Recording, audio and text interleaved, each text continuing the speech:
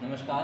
आज हम अध्ययन करेंगे राष्ट्रीय शिक्षा आयोग या कोठारी आयोग, जो कि 1964-66 में हुआ था, जब स्वतंत्रता प्राप्ति के पश्चात भारत सरकार ने अपने देश की आवश्यकताओं के अनुरूप और अपनी आकांक्षाओं के अनुरूप उच्च शिक्षा का पुनर्गठन के लिए उन्होंने भारत सरकार ने सबसे पहले जब 1948 में विश्वविद्यालय शिक्षा आयोग का गठन किया। इसके बाद में 1952 में माध्यमिक शिक्षा आयोग, जिसे हम मुदालिर आयोग भी कहते हैं, के लिए माध्यमिक शिक्षा के लिए उसका गठन किया गया। जब विश्वविद्यालय शिक्षा आयोग ने विश्वविद्यालय शिक्षा के प्रशासन, संगठन और उसके स्तर को ऊंचा उठाने के लिए अपनी रिपोर्ट दी, ठोस सुझाव दिए और उसमें से कुछ सुझावों को क्रियान्वयन भी किया गया। 52 में जो मुदालिर आयोग या हम माध्यमिक शिक्षा आयोग के नाम से जिसको जानते हैं, उसकी भी रिपोर्ट आई और उसने भी ठोस सुझाव दिए। बहुत ही आकांक्षा थी उससे, लेकिन जो चीज़ होनी चाहिए थी वो अभी तक शिक्षा में प्रगति नहीं हुई थी। इसके लिए एक संपूर्ण शिक्षा को, जहाँ पर प्राथमिक शिक्षा से लगाकर विश्वविद्यालय शिक्षा या साधारण शिक्षा से लगाकर व्यावसायिक शिक्षा, प्रत्येक प्रकार की हर शिक्षा, चाहे वो कृषि से संबंधित हो, चाहे वो वाणिज्य से संबंधित हो, समस्त शिक्षा के लिए एक सुझाव देने के लिए राष्ट्रीय शिक्षा आयोग का गठन किया गया और शिक्षा के प्रत्येक क्षेत्र में विकास की संभावनाओं पर महत्वपूर्ण उपयोगी सुझाव और संपूर्तियाँ प्रस्तुत करने के लिए भारत सरकार ने शिक्षा के संपूर्ण शिक्षा का पर उसको सोचने समझने और देश भर में समान नीति लागू करने के उद्देश्य से शिक्षा आयोग का गठन किया, भारतीय शिक्षा आयोग का गठन किया। और 14 जुलाई 1964 को डॉक्टर DS कोठारी, जो विश्वविद्यालय अनुदान आयोग के तात्कालिक अध्यक्ष थे, उनके अध्यक्षता में 17 सदस्यीय एक राष्ट्रीय शिक्षा आयोग का गठन किया गया और उनकी अनुशंसाओं का अनुसरण करते हुए मनुष्य के व्यक्तिगत सामाजिक विकास की दिशा सुनिश्चित की। तो ये शिक्षा आयोग 14 जुलाई 1964 को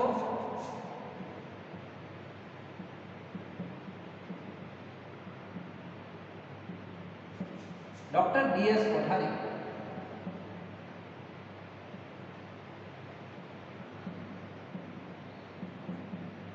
की अध्यक्षता में गठन किया गया। इस प्रकार से, और इस आयोग में कुल 17 सदस्य थे, जिसने व्यापक उद्देश्यों पर काम किया और राष्ट्रीय शिक्षा आयोग के नाम से भी इसको जाना जाता है। इसमें कुल 14 सदस्य ऐसे थे जो कि विदेशी शिक्षा विशेषज्ञ भी थे। कुल सदस्यों में से 5 सदस्य ऐसे थे जो कि विदेशी शिक्षा विशेषज्ञ भी थे। तो इस प्रकार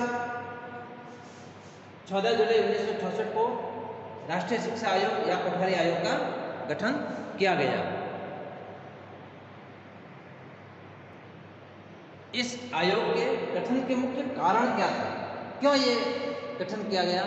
तो आयोग, चूंकि ये आयोग शिक्षा को राष्ट्र के विकास का मूल आधार मानते हुए राष्ट्र के परिप्रेक्ष्य में शिक्षा के जो उद्देश्य थे या जो लक्ष्य थे उसको निश्चित किए और आयोग ने इसमें प्रत्येक लक्ष्य की प्राप्ति के लिए काम किया, कुछ संतुष्टियाँ की। आयोग ने गठन का सबसे मुख्य जो उद्देश्य था आयोग के गठन का, वो उद्देश्य शिक्षा के द्वारा उत्पादन में वृद्धि करना। सबसे प्रमुख अगर उद्देश्य कहा जाए तो शिक्षा के द्वारा उत्पादन वृद्धि,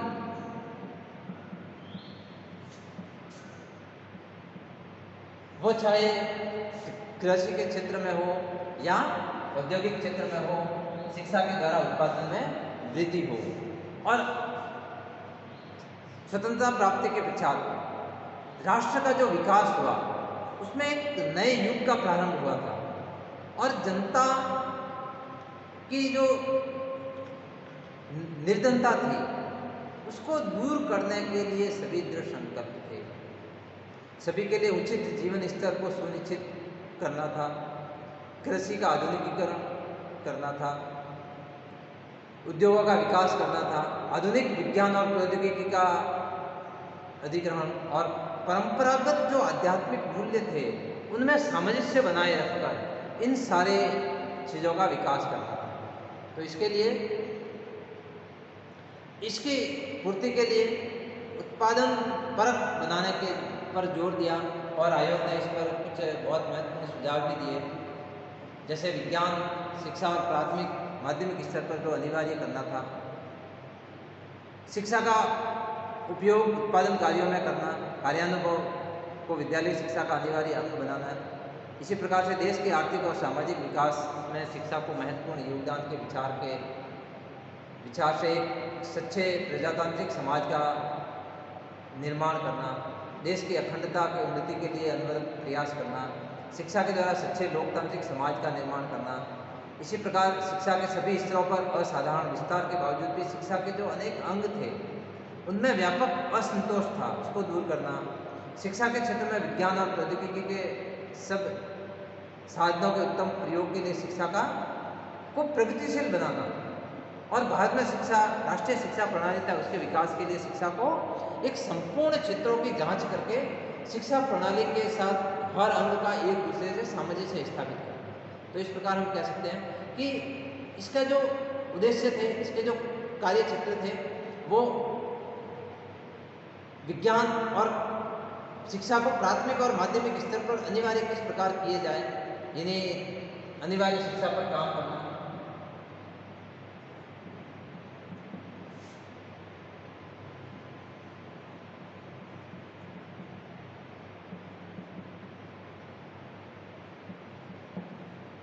अनिवार्य शिक्षा किस प्रकार, इसी प्रकार से देश में आर्थिक और सामाजिक विकास के जो महत्वपूर्ण योगदान है उसको प्रजातांत्रिक समाज का निर्माण करना,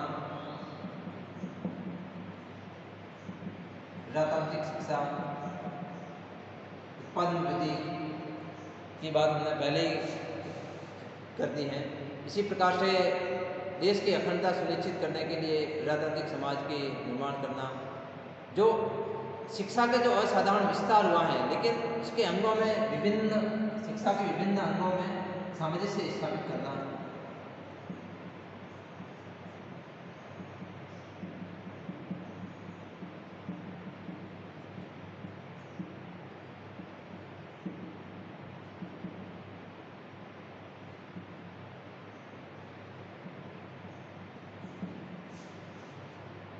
और राष्ट्रीय शिक्षा प्रणाली के विकास के लिए संपूर्ण क्षेत्रों की जांच करना, शिक्षा के संपूर्ण क्षेत्रों की जांच करना।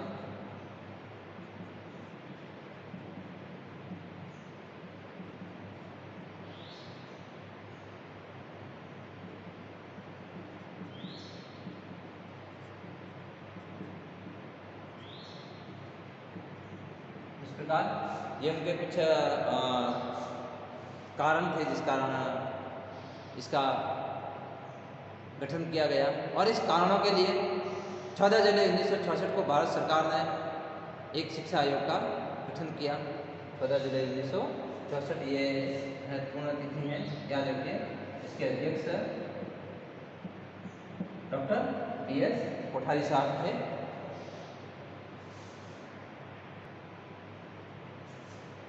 अध्यक्ष doctor DS Kothari, professor DS Kothari या डॉक्टर DS कोठारी, दौलत सिंह कोठारी इनका पूरा नाम था। इस आयोग के सचिव थे श्री JP नायक।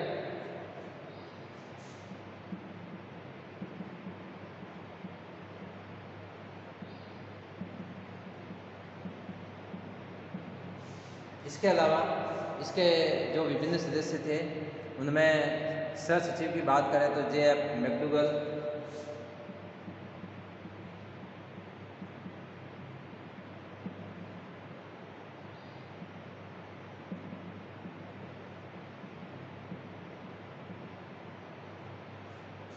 इसी प्रकार से निदेशक थे AR दाऊद, जो कि अंतर्राष्ट्रीय माध्यमिक शिक्षा कार्यक्रम के निदेशक थे, श्री AR दाऊद, वो भी इसके सदस्य थे। विभिन्न जो सदस्य थे वो इस प्रकार थे: Shri AR Dawood, Shri HL Elvin, Shri Sadatoshi, Shri RA Goel Swami, doctor VS Jha, doctor MV Mathur, doctor PN Kripal, doctor VP Pal, S Panikkar, professor Roger रेबेल, doctor KG Saiyidain, doctor T Sen, professor SA सोयोवस्की, श्री M जीन थॉमस, ये इसके सदस्य थे। इस आयोग ने भारत सरकार को राष्ट्रीय शिक्षा के प्रारूप को विकसित करने का सुझाव दिया और इसके लिए कुछ उद्देश्यों को ध्यान में रखते हुए सामान्य अधिनियम और नीतियों को विकसित कर किया। उसके कार्य क्षेत्र को अधिक स्पष्ट रूप से अगर समझें तो तात्कालिक भारतीय शिक्षा प्रणाली का गहराई से अध्ययन करके तात्कालिक जो कमियां थी उसको दूर करना था, उसका पता लगाना था और उसमें सुधार किस प्रकार हो वो सुझाव दिए गए। यानी जो भारतीय शिक्षा प्रणाली, संपूर्ण शिक्षा प्रणाली थी, उसमें कौन से कमियां रह गई हैं, उन कमियों का पता लगाकर उसमें सुधार किस प्रकार हो वो काम करना था। दूसरा, पूरे देश में शिक्षा के आयोजन और प्रशासन के संबंधित जो तत्व थे वो निश्चित करने थे और इस संबंध में भारत सरकार को सुझाव भी देने थे। तीसरा, अगर बात करें तो पूरे देश के लिए समान शिक्षा प्रणाली प्रस्तावित की जाए, जो कि अलग अलग राज्यों में अलग अलग प्रकार से जो शिक्षा प्रणाली चल रही थी उसको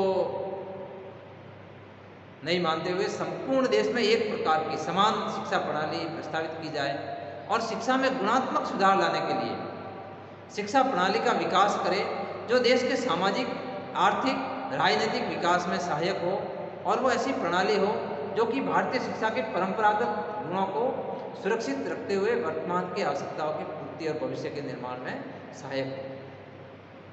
पूरे देश में किसी भी स्तर की, किसी भी प्रकार की शिक्षा के प्रसार और उसमें गुणात्मक सुधार के लिए उपायों की खोज करना और इस संबंध में भारत सरकार को सुझाव भी देना था। ये इसके मुख्य उद्देश्य थे। इन उद्देश्यों को ध्यान में रखते हुए आयोग ने कार्य किया।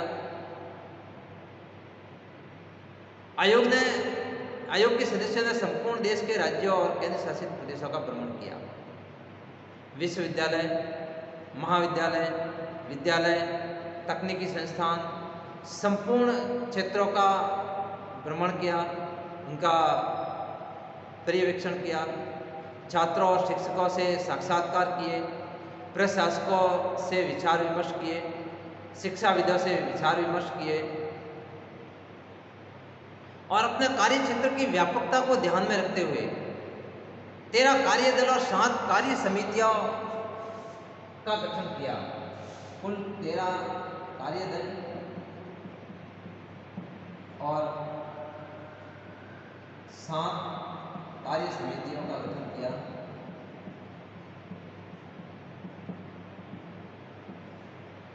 और इस कार्यदलों और कार्य समितियों ने लगभग 21 माह तक शिक्षा के विभिन्न क्षेत्रों में सभी प्रकार की सूचनाएं संग्रहित की। कितने महीने तक? 21 माह तक शिक्षा के क्षेत्र में उन्होंने काम किया, सूचनाएं संग्रहित की और इसके अतिरिक्त आयोग ने शिक्षा की जो विभिन्न समस्याएं थी उससे संबंधित भी जांच की और एक विस्तृत रिपोर्ट बनाई।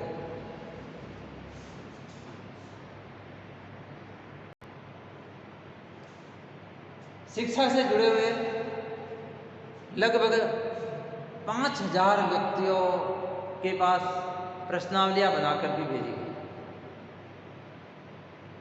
और इस प्रकार विभिन्न जो आंकड़े प्राप्त हुए उनका सांख्यिकीय विश्लेषण किया गया, सांख्यिकी रूप से विश्लेषण किया गया और 29 जून 1966 को अपना प्रतिवेदन शिक्षा और राष्ट्रीय प्रगति के नाम से, प्रतिवेदन का क्या नाम था, जो प्रतिवेदन नाम जो अपनी रिपोर्ट बनाई उसका नाम रखा गया शिक्षा और राष्ट्रीय प्रगति।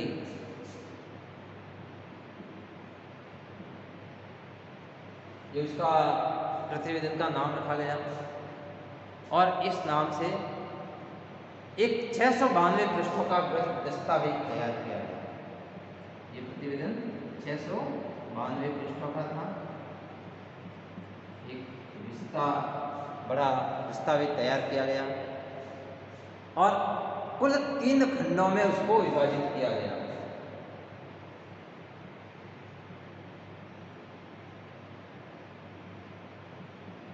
इन खंडों में विभाजित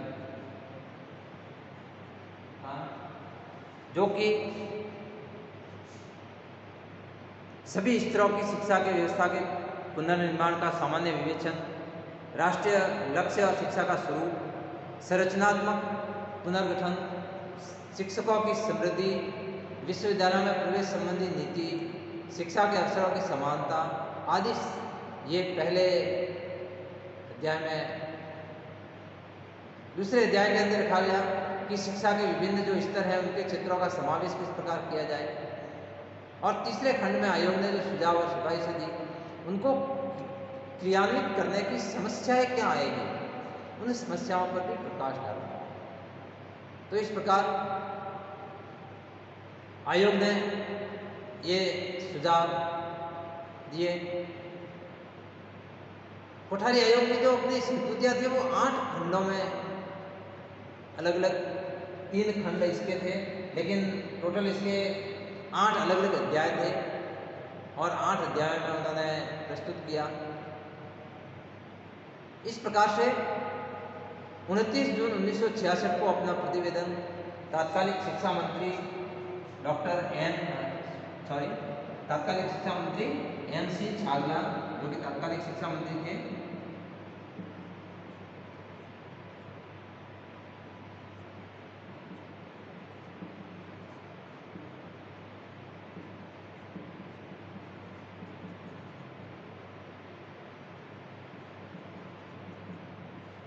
वो अपनी रिपोर्ट सौंपी।